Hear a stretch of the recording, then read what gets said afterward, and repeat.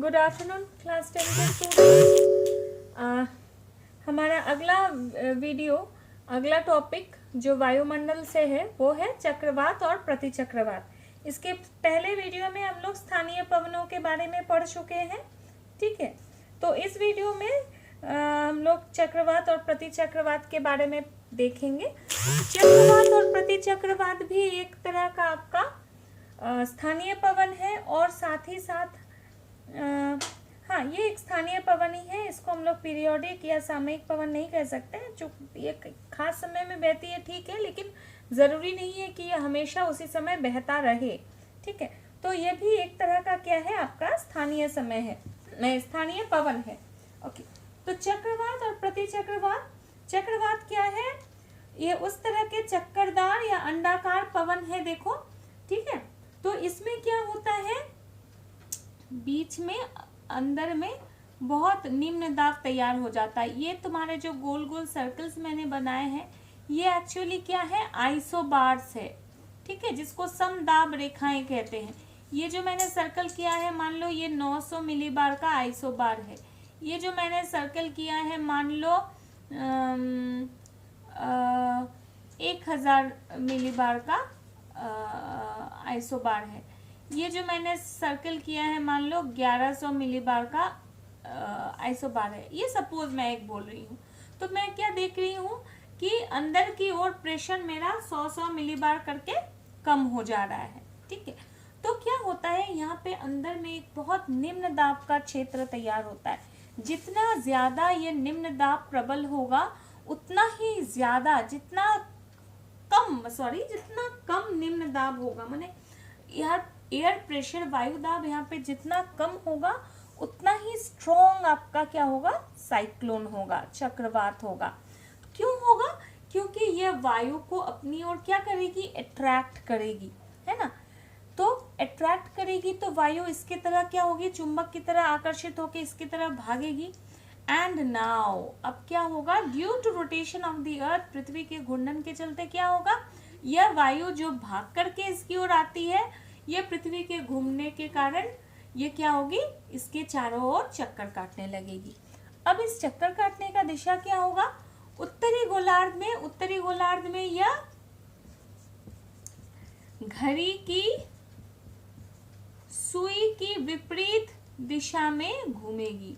उत्तरी गोलार्ध में क्या होगी, इसकी डायरेक्शन क्या होगी, घड़ी की सुई की विपरीत दिशा में, एंटी क्लॉकवाइज, ठीक है, याद रखना। उत्तरी गोलार्ध में क्या होगी, घड़ी की सुई की विपरीत दिशा में, एंटी क्लॉकवाइज।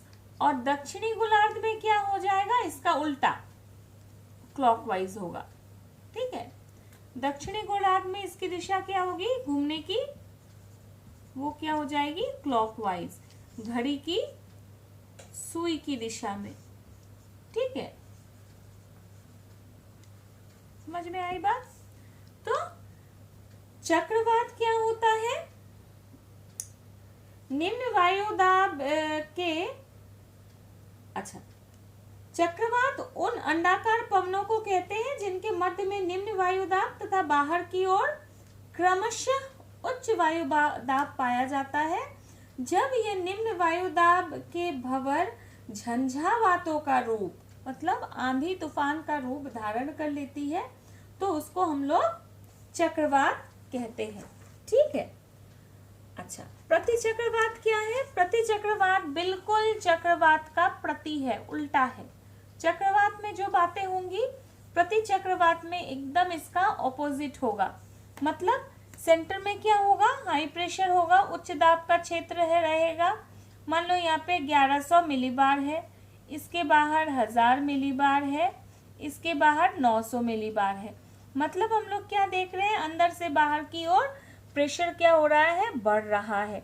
तो इससे क्या होगा, हवा अंदर से बाहर की ओर चलेगी, अंदर से हवा बाहर की ओर चलेगी, तो इसमें कोई तरह का जो है मौसम में माने कुछ खराब नहीं होगी। खराब मतलब कोई रफ मौसम या तूफानी मौसम बनने की बिल्कुल ही कोई संभावना नहीं है।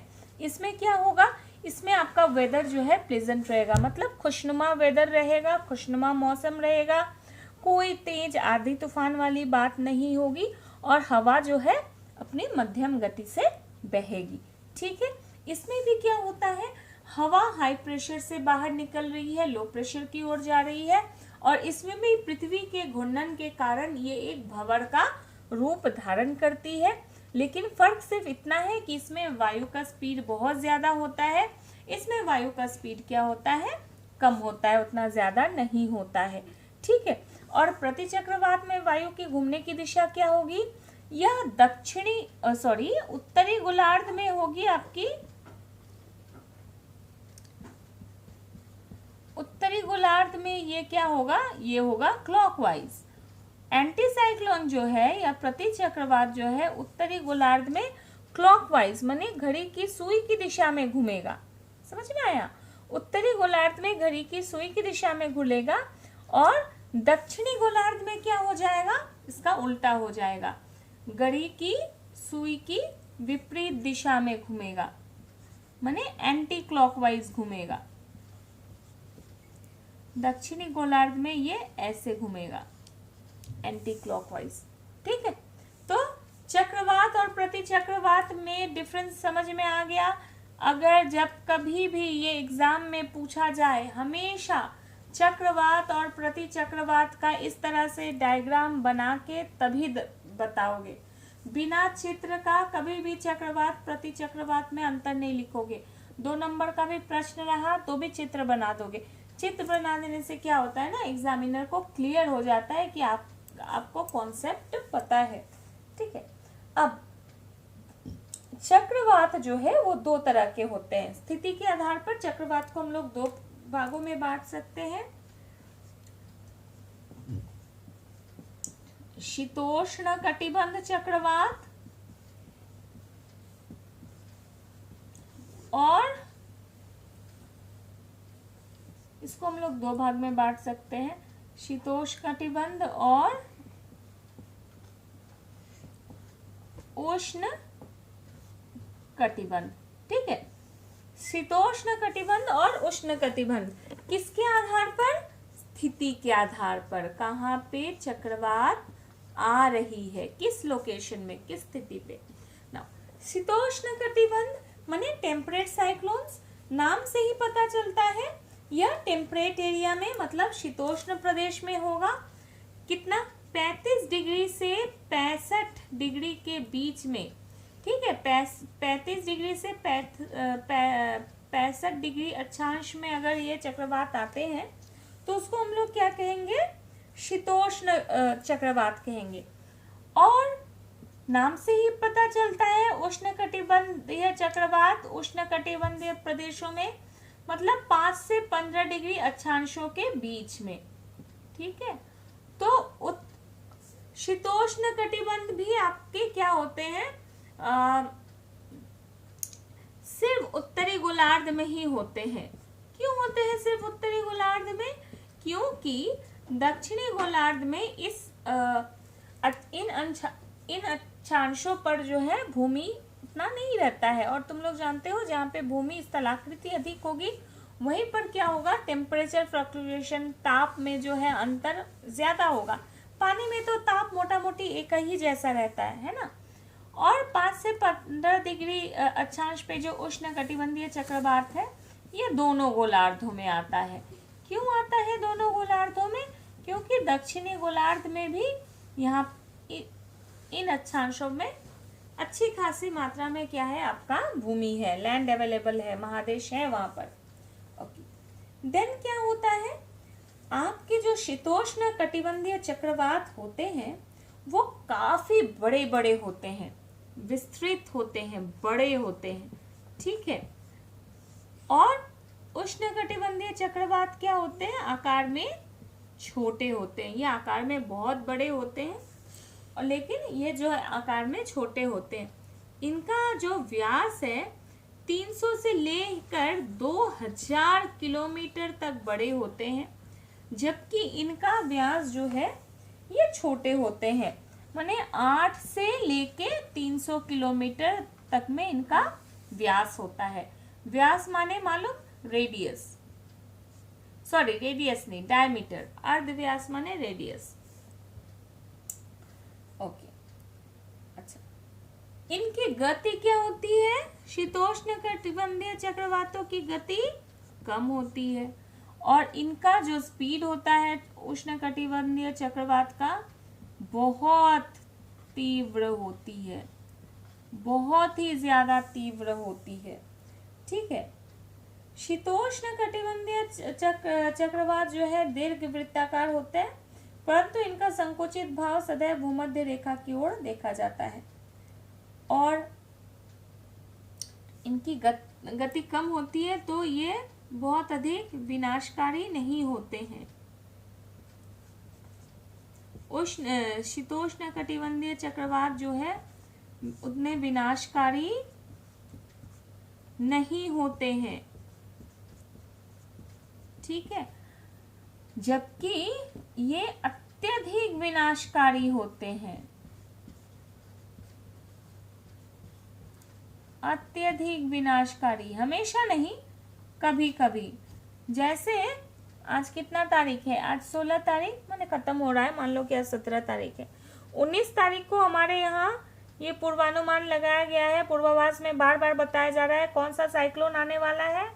आम्फान बताया जा रहा है ना, बंगाल की खाड़ी में 19 तारीख को आम्फान आने वाला है। तो Amphan is a type of tropical cyclone. Amphan क्या है? एक तरह का ट्रॉपिकल साइक्लोन है। ठीक है, उष्णकटिबंधीय चक्रवात। अच्छा, और एक जो अच्छा खासा डिफरेंस है दोनों में, वो है आपका शीतोष्ण कटिबंधीय चक्रवात जो है वो क्या होता है? महाद्वीपों के पूर्वी तटों पर होता है। ठीक है, ये जनरली किनसे होता है? पछुआ पवनों द्वारा होता है, पछुआ पवनों के द्वारा होता है। ठीक है, ये पछुआ पवनों के द्वारा होता है, इसलिए यह महाद्वीपों के या महादेशों के पूर्वी भाग में, ठीक है, महादेशों के पूर्वी भाग में देखने को मिलता है। ठीक है, और उष्णकटिबंधीय चक्रवात किससे होता है? ट्रेड विंड्स माने व्यापारिक पवनों के द्वारा होता है। ठीक है, व्यापारिक पवनों के कारण होता है, क्योंकि इस क्षेत्र में क्या चलती है? व्यापारिक पवनें चलती हैं, व्यापारिक पवनों के द्वारा होता है। और क्या होता है? चूंकि यह व्यापारिक पवनों के द्वारा होता है, तो ये ऐसा कुछ इसमें हार्ड एंड फास्ट नहीं है कि यह पूर्वी ढाल भाग में ही होगा या पश्चिमी भाग में ही होगा, वो कुछ ठीक नहीं रहता है। मतलब दिशा पूर्व निर्धारित नहीं होती है, दिशा जो है वो पूर्व निर्धारित नहीं होती है, ये अचानक से आ जाती है। ठीक है, ये क्या है? आपका रेगुलर फेनोमेनन है, लोग जानते हैं, माने हम लोग पहले से वैज्ञानिक जो अनुमान लगा सकते हैं, लेकिन उष्णकटिबंधीय चक्रवात के बारे में अनुमान लगाना बहुत मुश्किल है, ये अचानक से ही आ जाते हैं। ठीक है, उष्णकटिबंधीय चक्रवातों का अलग अलग जगह अलग अलग नाम है। जैसे चीन में इसको क्या कहते हैं? अलग अलग नाम से जाना जाता है। चीन में कहते हैं टाइफून, चीन में इसको कहते हैं टाइफून। ठीक है, बंगाल की खाड़ी में चक्रवात कहते हैं। ऑस्ट्रेलिया में कहते हैं विली विली। ऊपर लिखना पड़ेगा, नीचे शायद आप लोगों को दिखाई देगा, मैं नीचे लिखूं तो। ऑस्ट्रेलिया में कहते हैं विली विली। और वेस्ट इंडीज में, मतलब कैरेबियन सी है ना, उत्तरी अमेरिका और दक्षिणी अमेरिका के बीच में, जहाँ पर वेस्ट इंडीज कंट्री है। वेस्ट इंडीज तुम लोग जानते हो, जो क्रिकेट खेलती है वेस्ट इंडीज, ठीक है। तो कैरेबियन सागर में इसको क्या कहते हैं? हरिकेन कहते हैं, हरिकेन, ठीक है। बहुत सीवियर होता है ये, बहुत भयानक। अच्छा, तो हम लोग चक्रवात, उष्ण कटिबंधीय चक्रवात और शीतोष्ण कटिबंध चक्रवात हम लोग देख लिए हैं। अब हम लोग नेक्स्ट थोड़ा सा देखेंगे जेट स्ट्रीम के बारे में। जेट स्ट्रीम है क्या?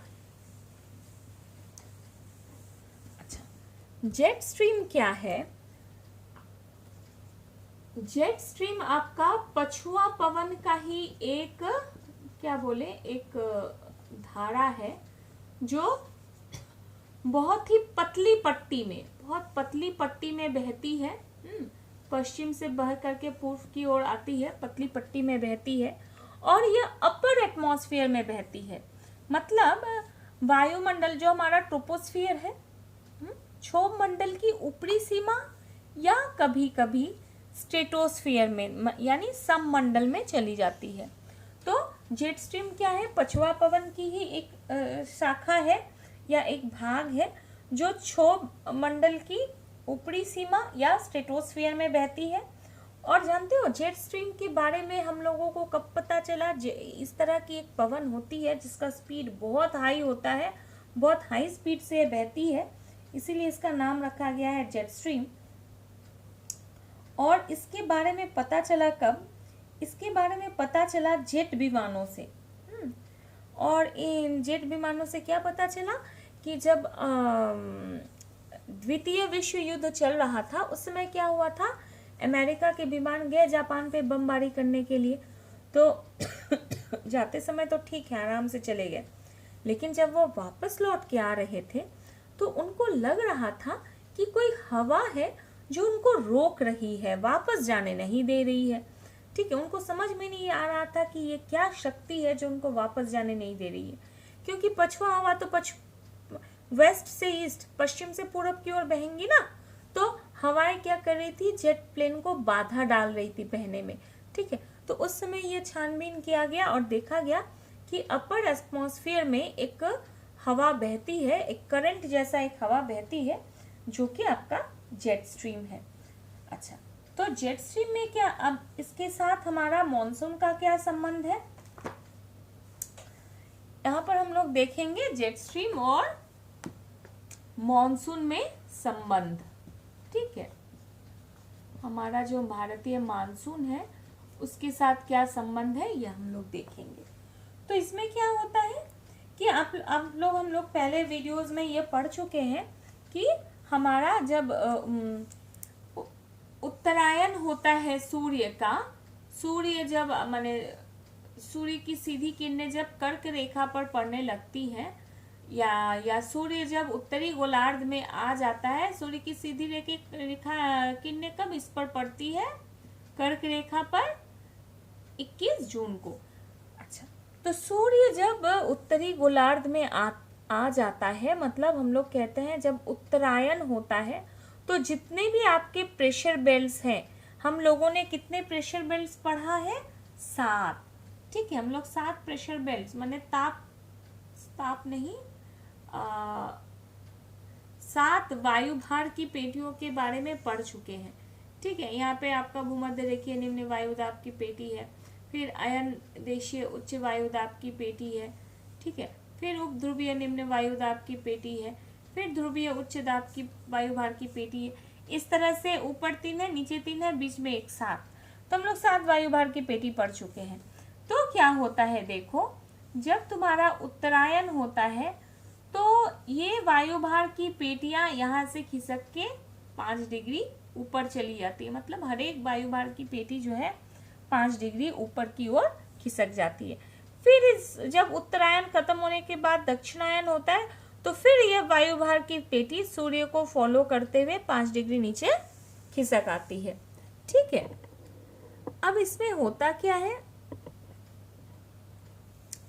अच्छा, तो जब वायुभार की पेटियां उत्तर की ओर खिसक जाती है तो हिमालय के दक्षिणी भाग में जो पछुआ जेट स्ट्रीम है वो सक्रिय हो जाता है और वो भी उत्तर की ओर खिसक जाता है।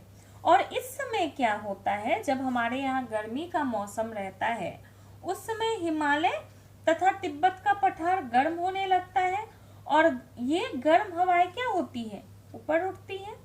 और इन गर्म हवाओं के ऊपर उठने से ऊपरी वायुमंडल में प्रतिचक्रवातीय स्थिति उत्पन्न हो जाती है। क्यों प्रतिचक्रवाती? प्रतिचक्रवात जस्ट हम लोग अभी पढ़े कि बाहर आपका लो प्रेशर है, अंदर बीच की ओर हाई प्रेशर है। तो गर्म हवा ऊपर उठ रही है तो ऑलरेडी तिब्बत के पठार हिमालय से गर्म हवा ऊपर उठ रही है तो ऑलरेडी वायुमंडल में ऊपर में क्या है, हाई प्रेशर है। तो ये हवाएं जा रही है तो अंदर तो हाई प्रेशर है ही, बाहर लो प्रेशर हो जा रहा है, वरना ठीक है। मान लो यहाँ पर तुम्हारा हिमालयाज है इधर, ठीक है। तो यहाँ पे अपर एटमॉस्फेयर में क्या है, माने वायुमंडल में क्या है, ऊपर की ओर ऊंचाई की ओर जाएंगे तो यहाँ पे हाई प्रेशर है ही। लेकिन अब यहाँ से हवा गर्म होके जा रही है तो हाई प्रेशर अंदर है और लो प्रेशर इसको क्या कर रहा है, बाहर से घेर रहा है, मतलब प्रतिचक्रवातीय स्थिति उत्पन्न हो जा रही है, ठीक है। इससे क्या होता है देखो, अच्छा तो इस कारण क्या होता है, पूर्वी जेट पवनें यहाँ पर आ जाती है। इस क्षेत्र से उठी वायु की दक्षिणी शाखा मेडागास्कर के पास, मेडागास्कर कहाँ है आपका, यहाँ पर है, ठीक है। मेडागास्कर एक द्वीप है ना अफ्रीका के पास, ये अगर इंडिया है तो यहाँ पर क्या है आपका अफ्रीका है और यहाँ पर क्या है, मेडागास्कर है, ठीक है। तो यहाँ से एक शाखा इधर आ जाती है, ठीक है। पूर्वी जेट का, और इस क्षेत्र से उठी वायु की दक्षिणी शाखा मेडागास्कर के पास मैस्करनी उच्च दाब क्षेत्र में उतरकर सतही दक्षिणी पश्चिमी मानसून पवनों के रूप में पवन के चक्रीय व्यवस्था को पूरी करती है। यहाँ से आके क्या करती है, इसको ठेलती है और ये हवा जो है दक्षिणी पश्चिमी मानसून का रूप लेकर के, ठीक है, यहाँ से ये इधर आती है और यहाँ पर आने के बाद इधर जो हवा रहती है इसको इधर से ठेलती है, ठेल करके इंडिया की ओर भेजती है। तो इसका क्या दिशा है, साउथ वेस्ट, ठीक है। तो इसको दक्षिणी पश्चिमी मानसूनी हवा के रूप में ठेल करके भारत की तरह भेजती है।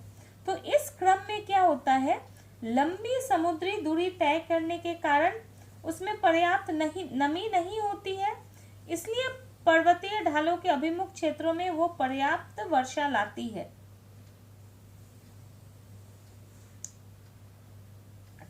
उष्णकटिबंधीय पूर्वी जेट पवनें इन मानसूनी पवनों को शक्ति प्रदान करती है, ठीक है। इसीलिए इन जेट पवनों के चलते ही ये पवनें क्या होती है, इनको शक्ति मिलता है, शक्तिशाली हो जाती हैं ये। और इन जेट पवनों की उत्पत्ति क्षोभ सीमा में 14 से 16 किलोमीटर की ऊंचाई पे उस समय होता है जब ऊपरी वायुमंडल का वायुदाब 100 से 150 मिलीबार होता है। इस क्षेत्र का विस्तार 8 से 35 डिग्री उत्तरी अक्षांश पर होता है एवं ये सिर्फ गर्मियों में उत्पन्न होते हैं, ये हमेशा याद रखना, ठीक है। ये जेट स्ट्रीम जो है ये गर्मियों में ही उत्पन्न होता है। पूर्वी जेट बंगाल की खाड़ी के उष्णकटिबंधीय अवदाबों को खींचकर तटीय भागों में ले आती है एवं चक्रवाती वर्षा कराती है। गर्म होने के कारण ये जेट पवनें सतह की आर्द्र वायु को ऊपर उठाती है एवं भारतीय भूभाग पर क्या करती है, संवाहनीय वर्षा करती है, ठीक है।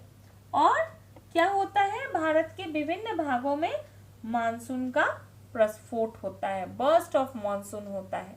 संवाहनीय वर्षा समझते हो, जो हवा गर्म हो जाती है, ऊपर जाती है, ऊपर जाने के बाद ठंडी होती है, ठंडी होने के बाद हवा में जो वाष्प था वो बादल में चेंज हो जाता है और वो बादल और अधिक ठंडे होने पर बरस जाता है।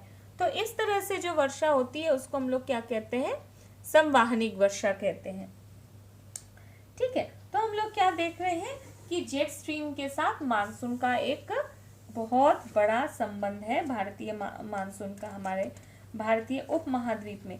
ठीक है, तो यहाँ पर क्या हो रहा है, हमारा जो भी पवन का जो पूरा कॉन्सेप्ट है, पवन का कॉन्सेप्ट यहाँ पे खत्म हो रहा है। ठीक है, अगले वीडियो में हम लोग आर्द्रता और वर्षण के बारे में पढ़ेंगे।